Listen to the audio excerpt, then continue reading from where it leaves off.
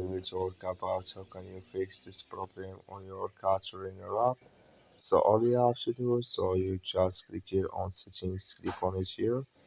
When you click here on settings, it's going to show for you just like this here. Then you go down, just keep going down, then you click here on apps, then come to apps is here, and here you're looking for cat trainer app, or just click on search, then here add cat trainer, it's going to show for you like this, click on it. So then it's going to take you to this list here, click on for soap, then you click on OK, then you go down, just click here on storage, come to storage list here, just click here on clear cache, then all you have to do, so you just go to your Play Store, click here on Play Store here. So then here you search for cat trainer, it's going to show for you like this. You will find here update, click on it, and it's going to work with you. That's all you have to do. Thank you for watching. Don't forget to support us by liking, subscribe.